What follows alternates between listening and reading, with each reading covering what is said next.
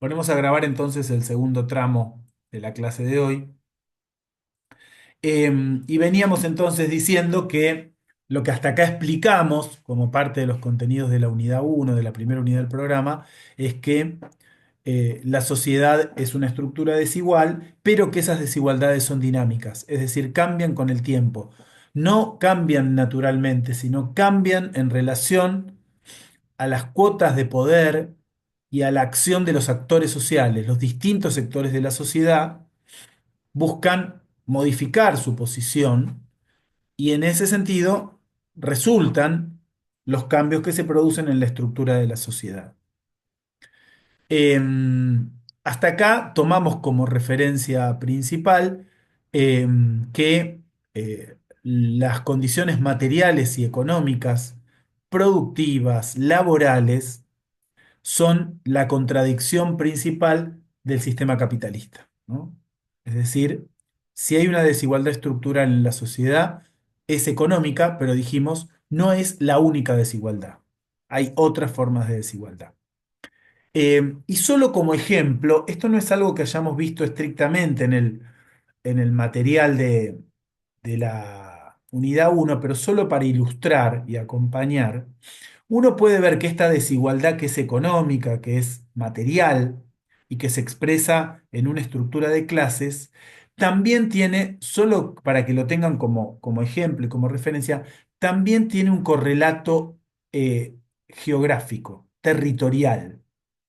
Es decir, si uno puede decir que las desigualdades son económicas, también se expresan en cómo se han conformado las ciudades en donde vinimos, en donde vivimos, ¿no? Y uno entonces muchas veces cuando se encuentra trabajando o estudiando distintas problemáticas sociales, se encuentran con que hay una referencia que es geográfica, que es territorial. Decir, por ejemplo, si dijimos que la desigualdad explica que un sector de la sociedad sea dominante y otro subalterno, o uno que esté mejor posicionado y otro que esté en condiciones más desfavorables, uno también lo puede encontrar en el mapa urbano, ¿sí? Lo que se llama la cartografía, es decir, el mapa de las ciudades que vivimos. Y uno podría decir que uno, según en qué lugar del mapa se ubica, va a encontrar con que están los sectores más beneficiados o los más perjudicados de la sociedad en una relación que uno podría decir en términos analíticos, se puede dividir entre el centro y la periferia, ¿no? Las periferias urbanas, es decir, aquellos lugares más alejados, no solo espacial, sino también socialmente, es donde se alojan las familias, las poblaciones que tienen peor condición económica. Uno lo puede ver y ustedes seguramente recorriendo, no sé, cuando se toman el tren o el colectivo, cuando vienen a la universidad, cuando se mueven para ir a su trabajo, a hacer un trámite, pueden verlo esto en la ciudad, ¿no? Si uno va observando cuáles son las zonas de la ciudad que tienen mejores o peores condiciones de transporte, de servicios, de vivienda. Es decir, que en el territorio se ven las mismas desigualdades que en la estructura social. Se reflejan las desigualdades de la estructura social. Por eso uno se puede encontrar, por ejemplo, en distritos del Gran Buenos Aires como Moreno, con barrios cerrados que están hechos para sectores medio y medio altos, o con barrios que son asentamientos. Y hay en el medio un montón de situaciones, barrios obreros, barrios más integrados, unos que tienen asfalto, otros que tienen calle de tierra, algunos que llegan los servicios de agua, otros que no, desigualdades que reflejan la misma condición de la estructura socioeconómica que veníamos caracterizando con el texto de Di Loreto, con el video de Ofelia Fernández, etcétera. ¿Hasta acá? ¿Me siguen? El mapa urbano, la foto que le sacamos a la ciudad, cuando digo la ciudad es la gran ciudad, o podemos también tomar pequeñas ciudades, pero reflejan estas desigualdades. ¿No? Piensen ustedes en dónde viven, o en los distritos, o en los barrios, cuáles son los sectores que están mejor posicionados y los sectores que están en una condición más desfavorable. Y vamos a estar siguiendo la misma lógica. ¿Bien? Em, Como parte de esta descripción que nosotros podríamos decir estructural, ¿qué es estructural?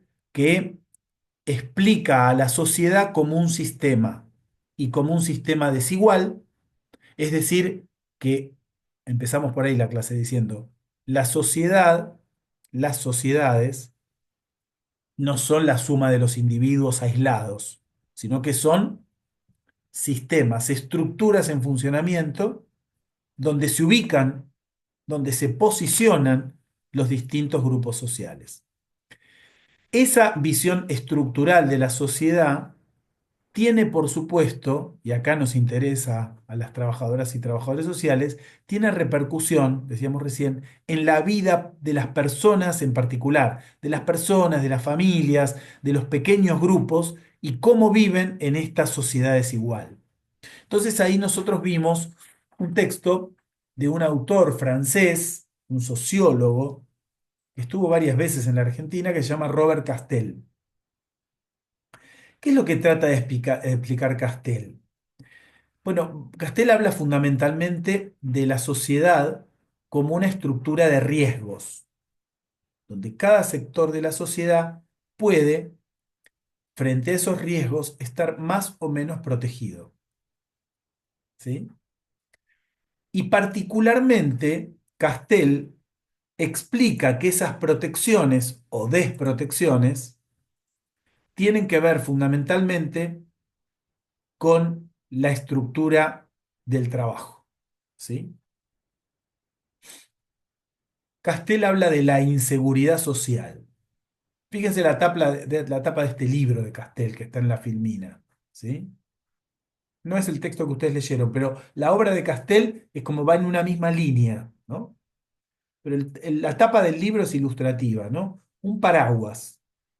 Y el título es La inseguridad social, ¿qué es estar protegido?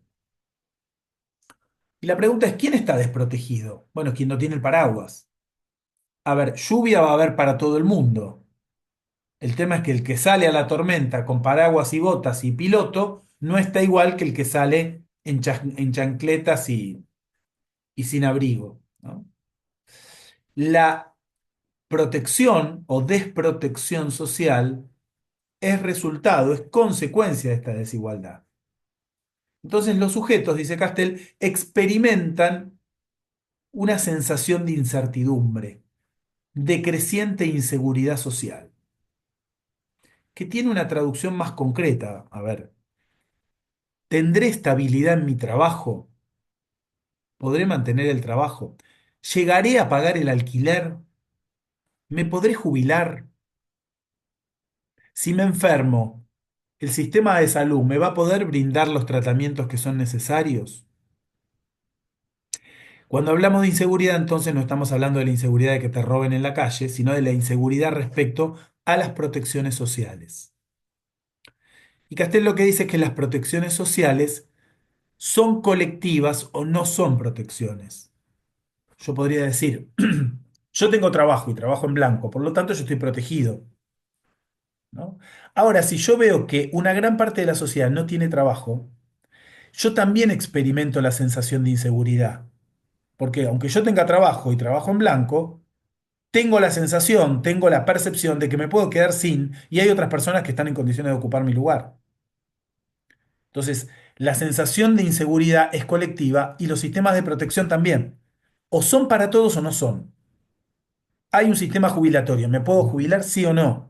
Después estará que alguno se pueda jubilar y otro no, pero si es un sistema que protege es porque da la perspectiva de que todos podemos jubilarnos o que todos podemos acceder a la educación. En esta protección social que habla Castel, quien podía recibir los beneficios de la protección era aquel que tenía trabajo y que tenía trabajo asalariado estable. Siguiendo el grupito de Ofelia Fernández en el video, los que estaban pintados de verde o vestidos de verde. ¿Sí? ¿Qué es lo que sucede si una parte importante de la sociedad, no estamos hablando de un caso aislado ni un grupito en particular, sino una parte significativa de la sociedad, siente que no está protegido? Bueno, lo que plantea Castel es que eso repercute en lo que es en lo social propiamente dicho. Es decir, ¿qué es lo social? Hasta acá venimos hablando de economía, de trabajo, ¿no? Del capitalismo. Bueno, de lo social en términos de vínculos y de emociones. Si yo creo que me puedo quedar sin trabajo, o el que viene, mirá, vino de otro país a vivir acá, me va a sacar el empleo, o usan nuestros hospitales porque yo no me puedo atender porque estoy ocupado por otras personas, el otro es un competidor, el otro es una amenaza. Entonces lo que dice Castel es que en esas circunstancias crecen las sensaciones de resentimiento, de desconfianza, incluso de discriminación, porque el otro es un competidor, el otro es una amenaza. Fíjense qué distinto respecto a lo que podían ser etapas previas, donde por supuesto que había desigualdad, pero quienes trabajaban tenían una posición similar respecto a quienes no lo hacían, es decir, los dueños de los medios de producción. Como diría un compañero amigo, me decía, ¿qué era tener trabajo? Un sociólogo. Decía, tener trabajo era odiar al mismo patrón. ¿No? ¿Qué es tener trabajo? Odiar a tu patrón. En este caso, todos odiaban al mismo patrón, que era el que imponía las condiciones. Rota esa relación o muy debilitada, los sujetos empiezan a ver que en realidad el otro, más que solidariamente estar enfrentado a los intereses del patrón, está enfrentado a sus propios intereses. Entonces, las conductas, los comportamientos de discriminación, de resentimiento, de violencia, de una competencia con el otro, debilita los lazos de la sociedad. ¿Me van siguiendo hasta acá?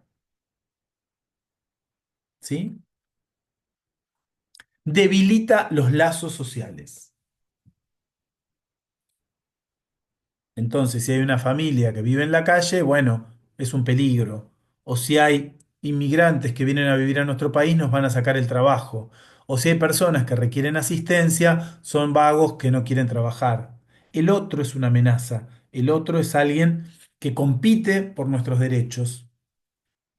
Y por lo tanto, crecen estas sensaciones, estas emociones y se debilitan los vínculos sociales. O en todo caso, corrijamos, cambian los vínculos sociales. Más que ser vínculos solidarios, son vínculos competitivos. ¿Sí?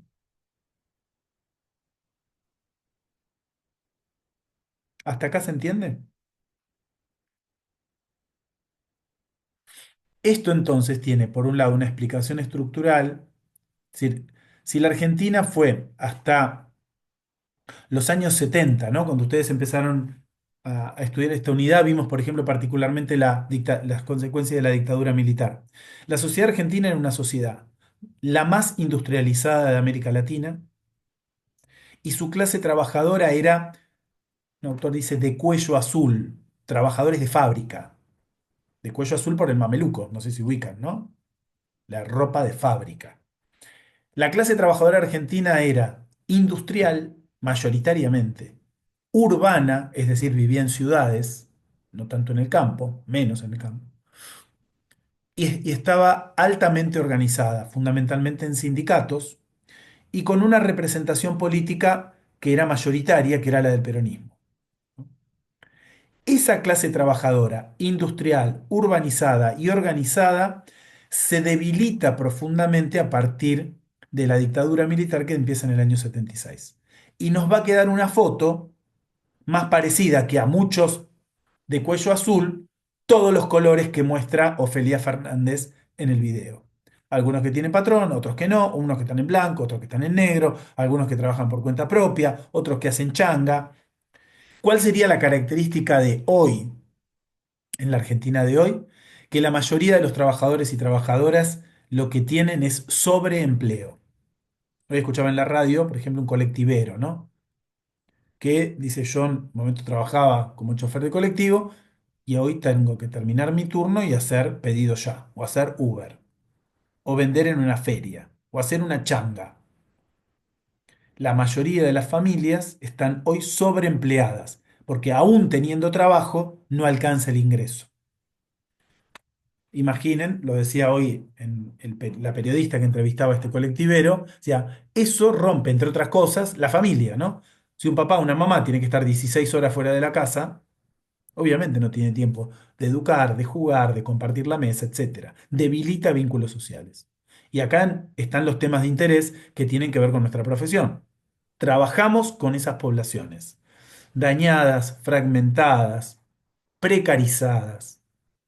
Castel habla del precariado, ¿sí?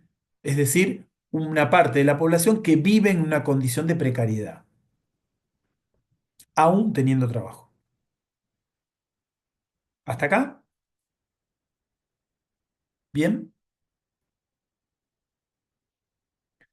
Entonces, partimos de describir la sociedad como una estructura dinámica, desigual pero dinámica, y vemos cómo esa desigualdad, en la medida en que se ha profundizado, afecta las condiciones de protección social.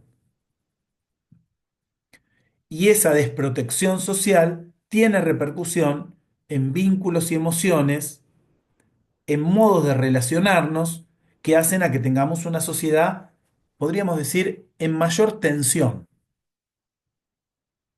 No es que antes no hubiera conflictos, siempre los hubo, pero sino una sociedad que está extremadamente tensionada por esta profunda desigualdad y desprotección social.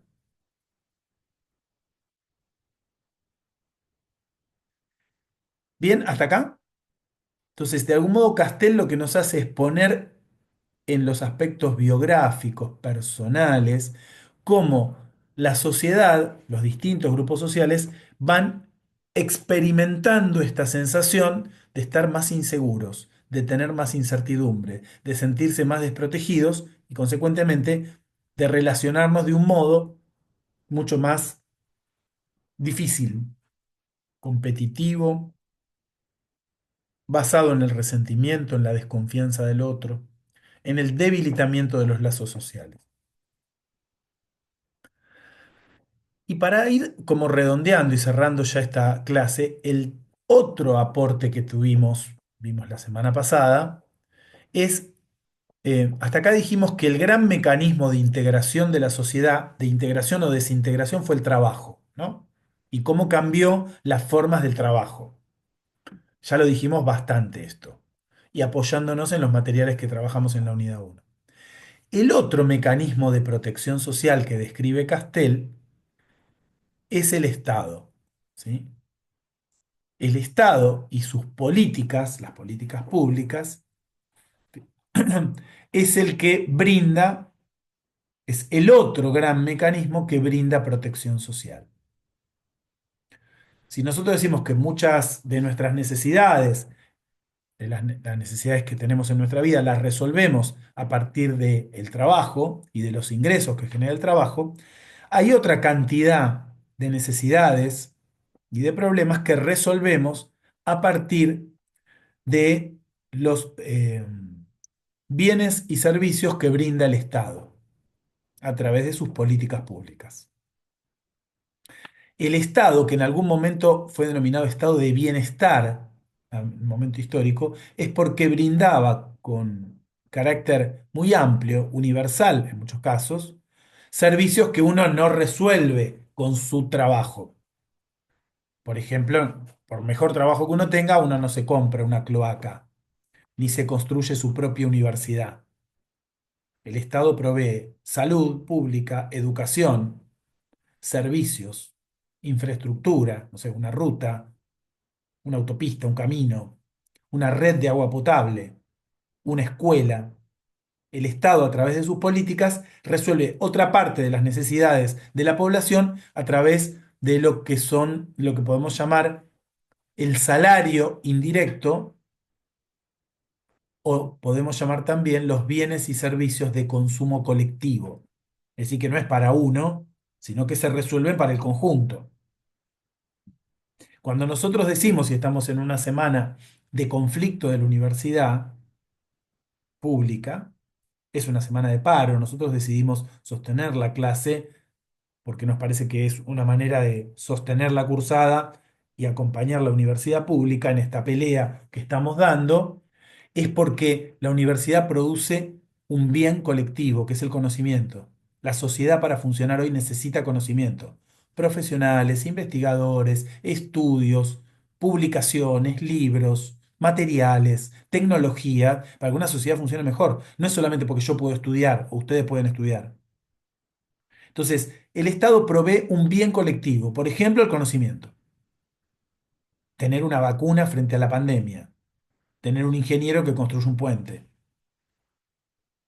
tener un docente que esté a cargo, bien formado, a cargo de la formación de nuestros niños, niñas y adolescentes. Entonces, el otro mecanismo de integración social es el Estado y sus políticas. Y ahí vimos el texto de Carlos Vilas, ¿sí? Que fíjense que el texto de Carlos Vilas habla de las idas y vueltas del Estado. Vilas lo define como un colectivo, ¿sí? Como un gran colectivo. ¿Qué es el Estado? Es la principal forma de organización de la sociedad.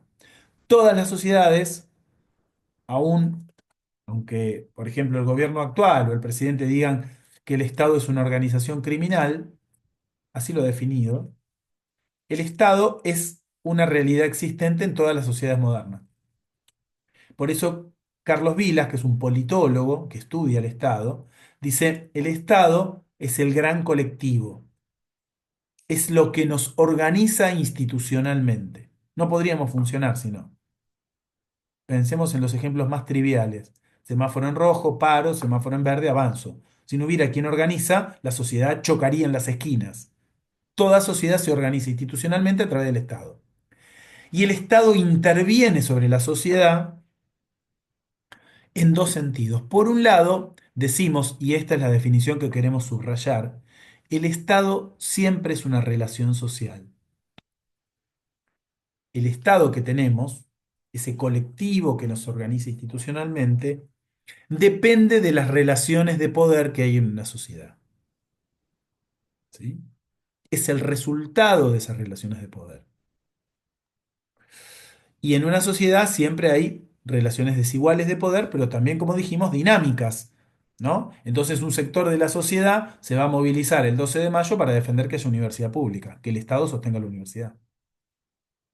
Y habrá otro sector de la sociedad que dirá que hay que dejar de cobrarle impuestos a los ricos para que sostengan estos servicios públicos colectivos. Son disputas dentro de la sociedad. Entonces, un Estado lo que hace, y ahí está bueno no confundir Estado con gobierno. Si quieren, sigamos una metáfora un poco demasiado simple, pero por ahí sirve para ilustrar, ¿no? Una cosa es el colectivo, sigámosle el ejemplo del bondi, del colectivo de transporte. Una cosa es el colectivo y otra cosa es el chofer que maneja el colectivo, que puede cambiar. Lo que no cambia es el Estado. El Estado está. Ahora, el chofer puede cambiar el recorrido, la velocidad, quién se sube y quién se baja, el precio del boleto, etcétera. El gobierno decide sobre el Estado, pero no es el Estado. El Estado es la organización institucional de la sociedad. ¿Ok? Y uno dice, bueno, este gobierno que dice que el Estado no tiene que intervenir, que el Estado no tiene que actuar, depende cómo se mire, ¿no? Uno va los miércoles a la Plaza Congreso y ve que los jubilados que protestan reciben un montón de palos de una institución del Estado que son las fuerzas de seguridad. Ahí el Estado está actuando, no como me gustaría a mí, pero está actuando. Entonces el Estado siempre actúa y eso es un poco lo que dice Carlos Vilas en su texto respecto a las idas y vueltas del Estado. El Estado no se va ni viene. En todo caso, actúa en favor de un sector u otro de la sociedad. ¿A quiénes beneficia y a quiénes perjudica? ¿Cuál es el recorrido de ese colectivo? ¿Hacia dónde va? Y en ese sentido, el Estado interviene sobre las relaciones de la sociedad. Del mismo modo que dijimos, el Estado es resultado de las relaciones de poder, también decimos que el Estado interviene sobre las relaciones de esa sociedad, tomando decisiones políticas, leyes, creación de organismos o disolución de organismos, ampliación o reducción de derechos.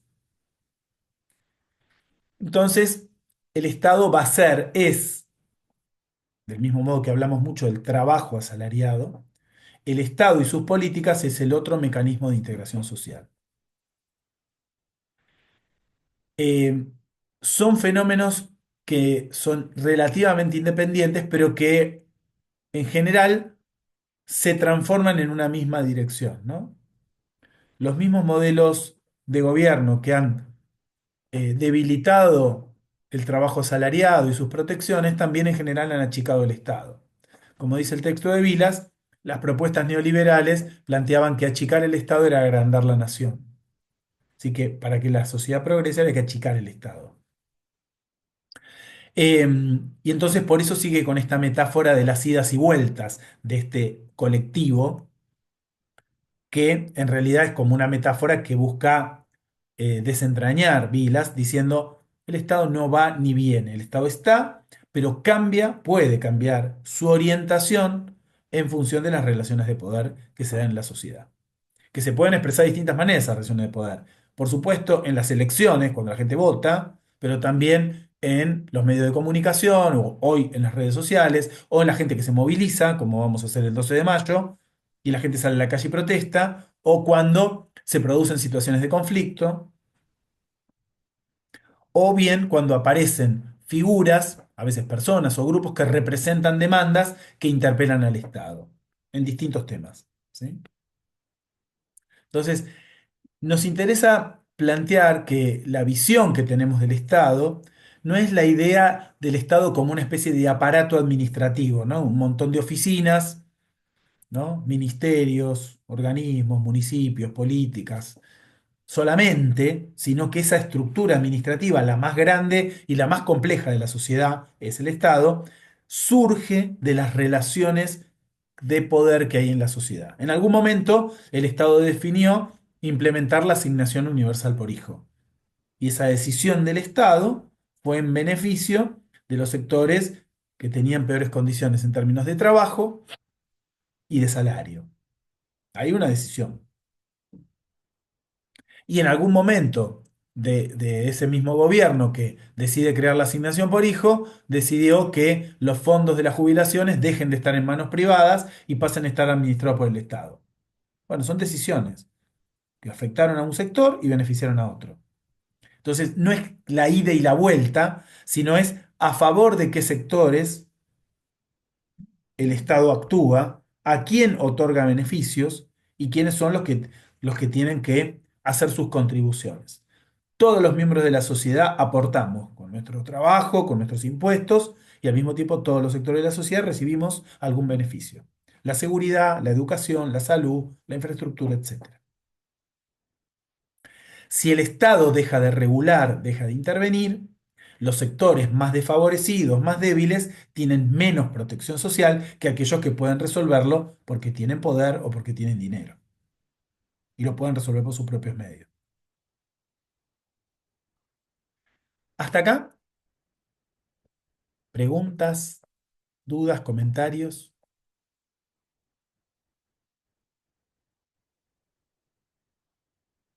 ¿Ninguna pregunta, ninguna duda, ningún comentario? Tibio. Eh, Vamos, Janina, dale. eh, Profe, no me queda claro cuando dijo el Estado surge de las relaciones de poder que hay en una sociedad, o sea, en un determinado tiempo, digamos, de acuerdo al momento histórico, podríamos decir. Sí, en cada momento histórico, vamos a ver algo en la unidad 2 cuando comencemos, vamos a ver cómo el Estado fue cambiando, incluso se le agregan distintos nombres al Estado. Tiene como el Claro, Estado oligárquico, el Estado de bienestar, el eso. Estado neoliberal. ¿Por qué se le pone estos nombres? Porque el Estado fue cambiando en su orientación, en esto que dice Vilas, ¿no? De la ida y vuelta. Fue cambiando su orientación y a qué sectores de la sociedad beneficiaba o no en cada momento histórico. Entonces, el Estado es resultado de esas relaciones de poder en la sociedad. ¿Qué sector de la sociedad impone sus intereses para que el Estado actúe en consecuencia? ¿Sí? Ajá, ok. Eso se traduce luego en políticas, en una ley, en el cambio de una legislación, se traduce en presupuestos, es decir, a qué parte del Estado se le dedica más recursos, ¿sí? ¿A la educación o a la seguridad?